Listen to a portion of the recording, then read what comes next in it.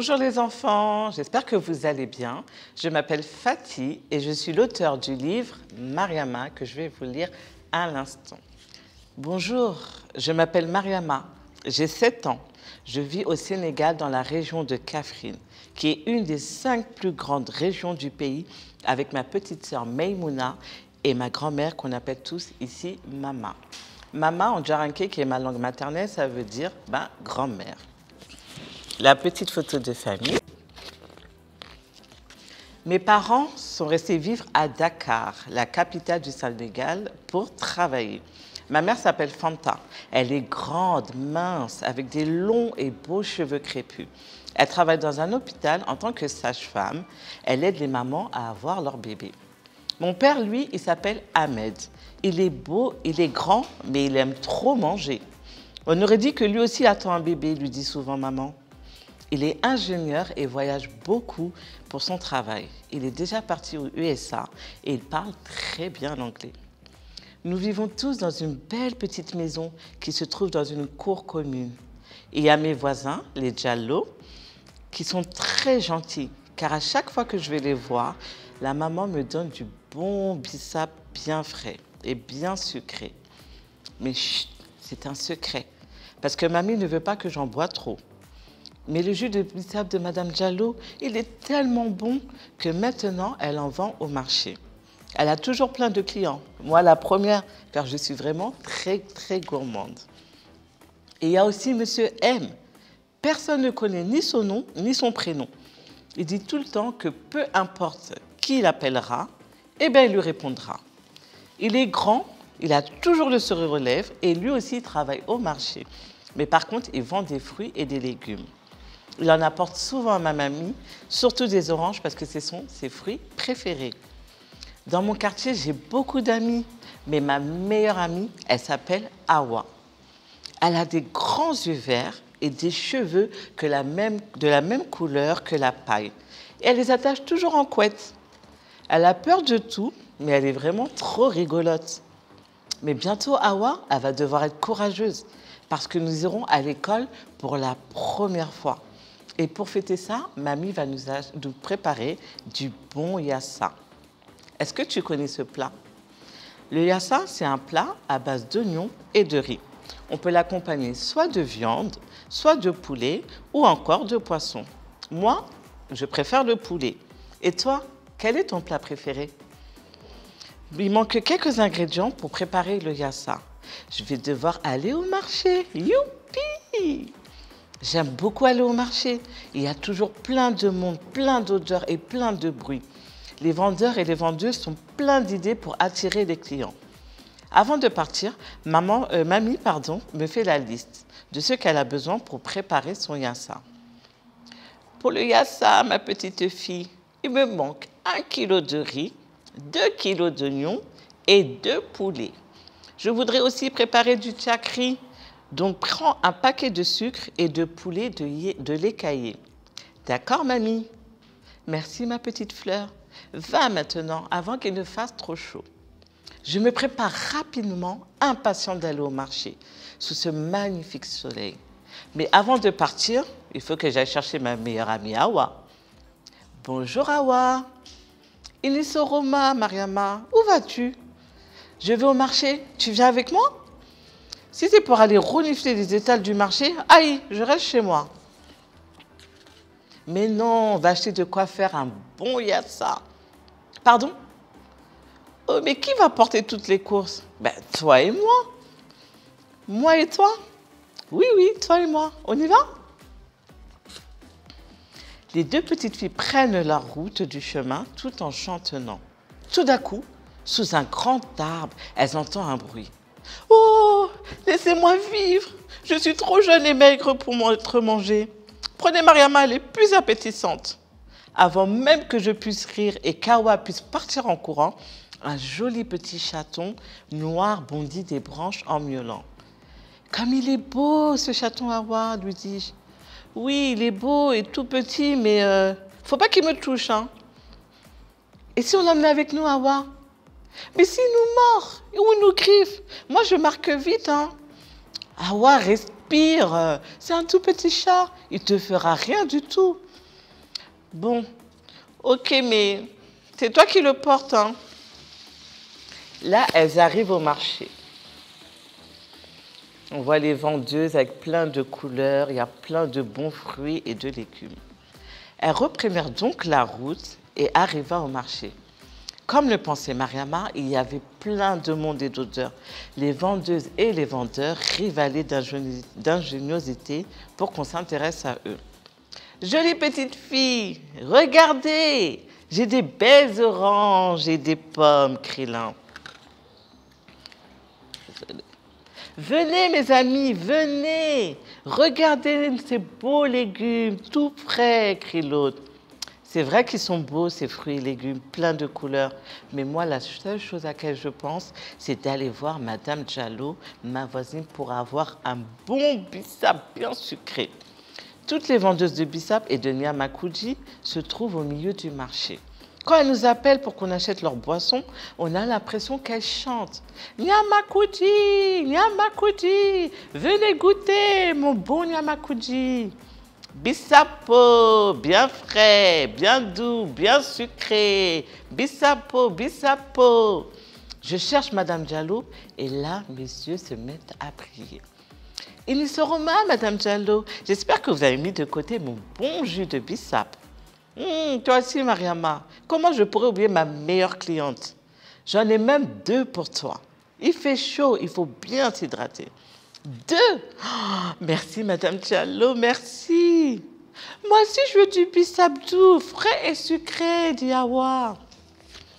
Madame Diallo et les petites filles, on voit le bon bissap. Le bissap, c'est une boisson que l'on prépare au Sénégal à base de feuilles d'hibiscus et on le mélange avec du sucre. On peut rajouter de la menthe ou du sucre vanillé. En tout cas, c'est comme ça que je le prépare. Madame Diallo leur donna chacune un petit jus de bissap. Elle est trop gentille, la voisine. Cachées derrière un stand, elles avalâment leur jus d'une traite. Je vous l'avais dit, elle est très gourmande. La bouche et le ventre bien remplis, Mariama et Awa allèrent voir Monsieur M, le voisin et primeur préféré. Bien le bonjour à toi, ma petite fleur. De quoi as-tu besoin aujourd'hui? Bien le bonjour à toi, tonton. Je voudrais 2 kilos d'oignons bien gros. Mamie, elle a prévu de faire son délicieux yacha. Iyo, tonton. Iyo, dans ma langue, ça veut dire oui. Je vais donc passer ce soir pour la saluer. Mamie sera vraiment contente. Mais tu n'es pas déjà venue ce matin la saluer? Je ne l'ai pas assez saluée. À ce soir, petite fleur. À ce soir, tonton. Il reste à prendre à Mariama du riz, du sucre, du poulet et du lait. Elle se dirigea donc vers la supérette du marché tenue par Maman Saralé. Maman Saralé, elle a sa supérette depuis 4 ans. Parfois, quand on a le temps, on s'assoit et on l'écoute raconter ses histoires, les histoires de nos aïeux et les innombrables voyages qu'elle a pu faire dans le monde. On en apprend chaque jour avec elle. On peut l'écouter des heures entières. Hello, Mariama. Hello, Awa. How are you? Quoi? Comment vous allez, mes jolies? Je vais bien. Je voudrais que tu m'apprennes un jour à parler anglais. How will are you? Ma fille, ton anglais là, vraiment. Ça me rappelle celui que je parlais au début, la première fois que je suis partie aux États-Unis. Moi aussi, un jour, je partirai aux États-Unis comme papa et comme toi et j'apprendrai l'anglais. S'il plaît à Dieu, ma petite fleur, de quoi as-tu besoin? Il nous faudrait 3 bouteilles de lait, un paquet de sucre pour faire le tchakri, mais aussi 1 kilo de riz et 2 poulets. J'ai déjà pris les oignons chez tonton M. C'est pour faire du yassa. Ta mamie prépare son délicieux yassa. Tiens, ma fille. Oui, maman Saralé, merci. Je passerai la saluer ce soir. You're welcome. Goodbye. Goodbye, dit Awa. Les bras remplis de courses, nous prenons la route de la maison car mamie attend les provisions pour commencer son délicieux yassa et le tchakri. Arrivés à la maison, les courses sont très très lourdes. Mais au loin, les petites filles reconnues Binta. Binta, c'est une petite fille de 8 ans. Elle est jolie. Ah, mais qu'est-ce qu'elle est jalouse. On ne sait même pas pourquoi. Parfois, elle nous crée plein de palabres. Une fois, elle a mis du sel dans le tchakri à la place du sucre, quand Mariama ne regardait pas. Mais heureusement, Maïmouna l'a vu faire et elle l'a dit à Mariama. Une autre fois, elle est partie dire à Hawa que je ne l'aimais pas parce que je la trouvais trop maigre. N'importe quoi. Peu importe sa taille ou son poids, ce sera toujours ma meilleure amie. Mais aujourd'hui, on est trop pressé. On ne veut pas de palabres. Po, Mariama, regarde là-bas. Il y a la méchante Binta. Si on ne bouge plus, peut-être qu'elle partira. Pardon, je ne veux plus de palabres, moi. Oh, elle approche. Bonjour les filles. Daoudaïou. Comment estás? Mais Binta, tu parles quelle langue? Anglais, bien sûr. C'est Maman Saralé qui me l'a appris. Je vais même partir avec elle au Samélik, la prochaine fois qu'elle ira. Mais tu ne peux pas comprendre. Ce n'est pas tout le monde qui peut parler anglais. En tout cas, c'est sûr que tu ne parles pas anglais, lui dit Hawa. Pardon, Binta, je ne veux pas d'histoire. Ma mamie m'attend pour faire du yassa. Les yeux et la bouche grand ouverts, Binta se mit à bégayer. Yassa? Tu as dit yassa? Le yassa que ta mamie prépare? Oui. Je passe ce soir. Je vais aller la saluer et je dois te rendre quelque chose. Ni une ni deux, Binta se mit à courir. Mamie, je suis là. Bonne arrivée, ma petite fleur. Pose les provisions dans la cuisine. D'accord. En fait, mamie, ce soir, Monsieur M, Maman Saralé et Binta vont venir te saluer. Je le savais, ma petite fleur. Dès que je prépare mon yassa, tout le monde veut venir me saluer. C'est pour ça que je t'ai demandé de rajouter des courses. Madame Diallo aussi va venir. Tu n'as rien oublié. Non, mamie, j'ai pris le kilo de riz, le paquet de sucre, le poulet, la bouteille de lait, pardon, et 2 kilos d'oignons. J'espère que Madame Diallo ramènera une bouteille de bissap. Bravo, ma petite fleur. Tu es une grande petite fille. Mamie me laissa l'aider à préparer le yassa. On a lavé le poulet, qu'on a fait mariner, on a coupé les oignons, mais moi, je n'ai pas pu rester parce que ça me piquait trop les yeux. Mamie, elle est trop forte, ça ne lui pique jamais les yeux. On a ensuite fait cuire le riz et on a préparé la sauce. Le plat terminé, tous les voisins arrivèrent un à un. Monsieur M avec plein de fruits frais, mais surtout des oranges. Madame Diallo avec un bon bissap bien frais. Et Maman Saralé apporta du thé. Il ne manquait plus que Binta. Mais à peine dit cela, elle frappa à la porte. Elle avait dans ses mains un collier que j'ai perdu il y a plusieurs jours. J'étais triste car c'est celui que maman m'avait offert avant de partir. Mariama, pardon, je l'avais trouvé près de chez toi et je voulais le garder. Tu me pardonnes? Oui, je te pardonne, Binta. Je veux qu'on devienne amis et qu'on ne se dispute plus. Je peux rester manger? Bien sûr. Ce jour-là, entourée de ma famille et de mes amis, et de même de Binta, nous avons bien mangé le yassa. Ah, maman, vraiment, ton yassa, il est trop bon. Hein. Mon ventre, il parle même. Monsieur M, si ton ventre a parlé, je ne peux rien rajouter. Il a raison, dit Maman Saralé. J'ai mangé dans les plus beaux hôtels de plein de pays différents, mais personne n'a réussi à égaler ton plat. Il faut que tu viennes donner des cours de cuisine à ma maman, dit Hawa, la bouche encore pleine de riz. Nous éclatons tous de rire. Hawa ne comprend pas pourquoi nous rions, car elle était vraiment sincère. Hawa et Binta m'aident à débarrasser la vaisselle, à nettoyer, pendant que les aînés discutent autour d'un verre d'ataya. L'ataya, c'est un thé que nos parents préparent et souvent, ils discutent entre eux et racontent leurs histoires d'antan.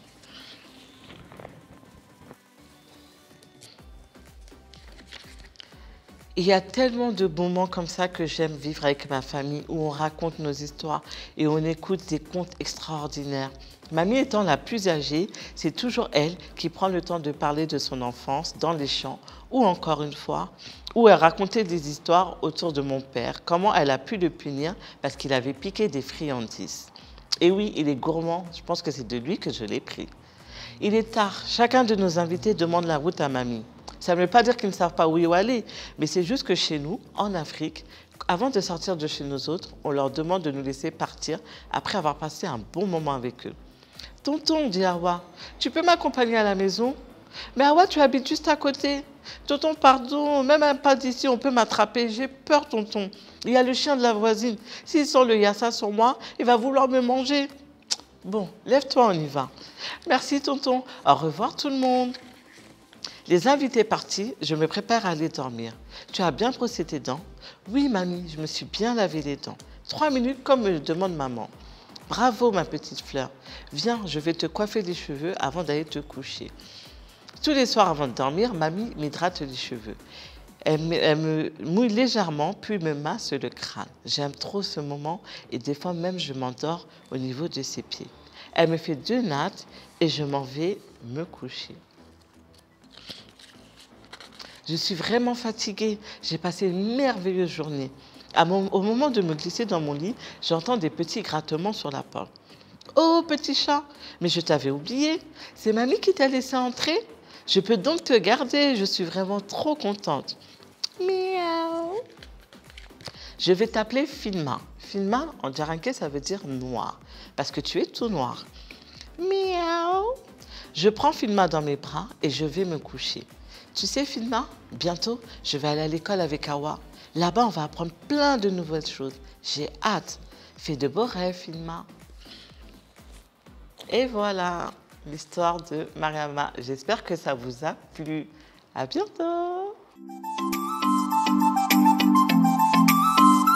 Merci Fatih pour cette jolie histoire que tu nous as lue. Honnêtement, c'était super bien. Merci. Mais du coup, j'ai plein de questions. Déjà, pourquoi as-tu écrit ce livre et quand as-tu écrit?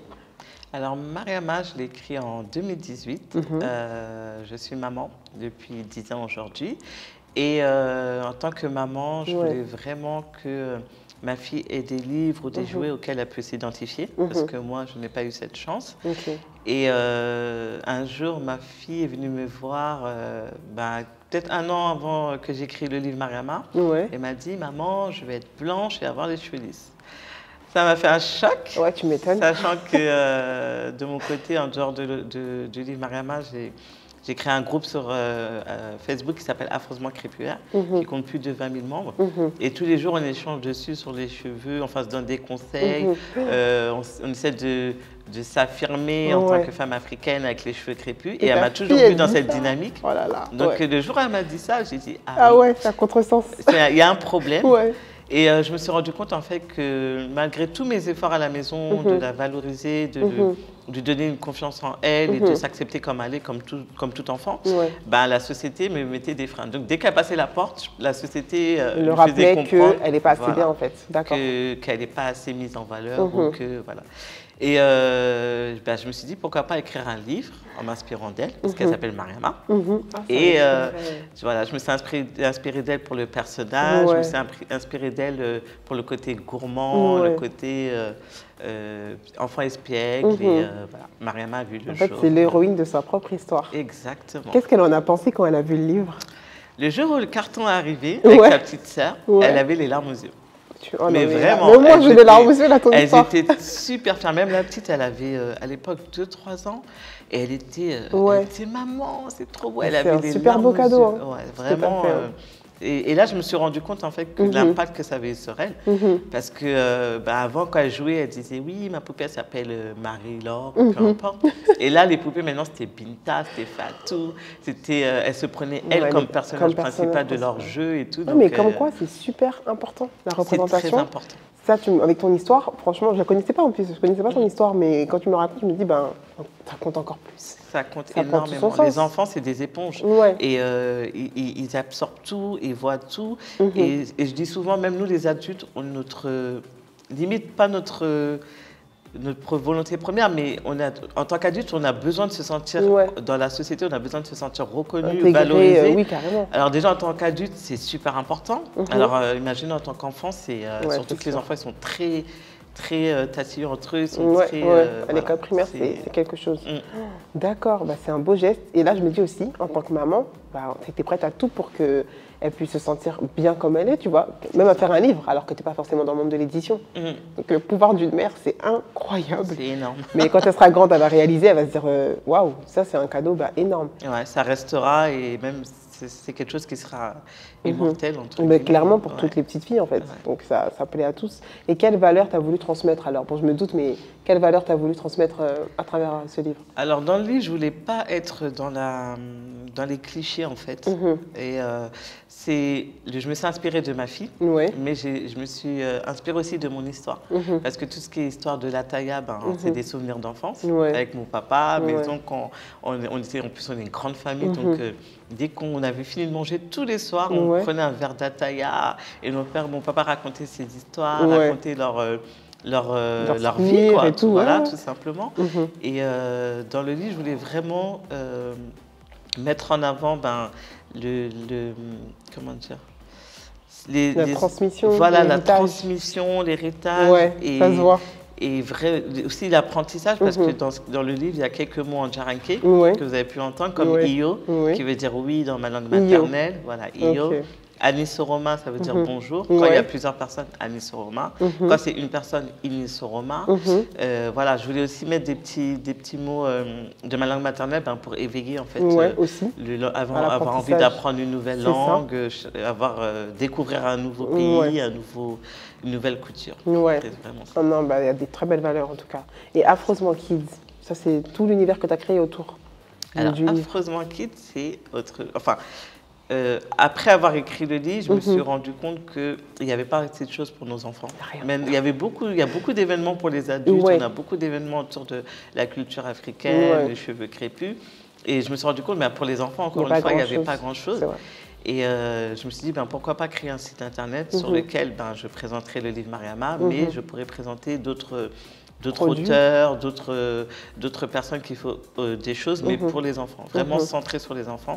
Donc, sur le site, on peut trouver des livres, des jeux, des puzzles. Avant, il y avait des produits capillaires, mais vraiment, c'est l'univers de l'enfant racisé, parce que je pense qu'on en a besoin. Et voilà, mise en valeur, partage. Tu fais des événements physiques aussi? J'en faisais, mais bon, Corona est passé. Ça compte pas. Corona est passé par là. Et c'est vrai que Affreusement Kids a vu le jour fin 2019. Donc c'est tout récent. Je commençais à décoller. J'avais pu organiser une première boutique éphémère sur Paris et une autre sur Lyon. Donc je devais continuer dans plusieurs villes en France. Et malheureusement, là, tout est en stand-by. C'est en stand-by, mais c'est pas fini. Dès qu'on peut, on repart. Mais au moins, c'est là, tu vois, c'est posé. C'est ça. Mais c'est génial. Ok. L'idée, c'est vraiment d'offrir la possibilité à plein d'enfants et de parents de connaître plein d'auteurs, plein de créateurs. Ça, c'est l'objectif général de ton projet. C'est vraiment super bien. Mais si on veut en savoir plus sur toi ou sur Affreusement Kids, où est-ce qu'on peut te trouver? Sur les réseaux sociaux ou ailleurs? Alors, sur Instagram, on mettra ta page, t'inquiète pas. Affreusement Kids sur ma page. Après, il y a Facebook. Là, c'est mes contes et histoires sur Facebook. Et là, je pense que... Bon, là, je vais reprendre la page, elle était un peu en stand-by, mais là, c'est vraiment... Je mettrai en avant surtout des histoires. J'aime beaucoup écrire. Alors, et là, ce serait des petites histoires que je vais écrire, ou même ma fille, parce que maintenant, elle s'est mise à écrire des histoires. C'est grâce à qui? Les modèles, c'est les parents. C'est grâce. Franchement, son papa dit que c'est lui, mais... mais voilà, elle se met aussi à écrire des petites histoires, donc partager ces petites histoires régulièrement. Mais c'est trop bien. Écoute, nous, on a hâte, en tout cas, on t'encourage. On a besoin d'histoires comme ça. Excuse-moi, il y a aussi la chaîne YouTube Affreusement Kids Channel qui va voir bientôt le jour. Alors là, on s'est informé. Affreusement Kids Channel, ce sera plus l'idée de mettre en avant toujours les enfants. Ouais, les enfants. Et à travers de rencontres avec des auteurs, des adultes, quoi. Tu m'appelles. Il n'y a pas de souci. Et voilà, c'est ça. Ce sera Affreusement Kids Channel et ce sera encore une fois mettre en avant les enfants autour de challenges, de lecture de livres, de rencontres. Voilà. C'est trop bien. On a hâte. Nous, on s'était informés de toute façon sur les réseaux. Mais on t'encourage parce qu'il en faut. Merci. Et ta fille, elle a de la chance. Franchement, elle saura quand elle grandira. C'est moi qui ai de la chance. C'est vrai. Vous avez vice-versa, tu vois. Mais c'était cool. On vous dit merci d'avoir pris le temps d'écouter. Et à bientôt. À bientôt. Bye.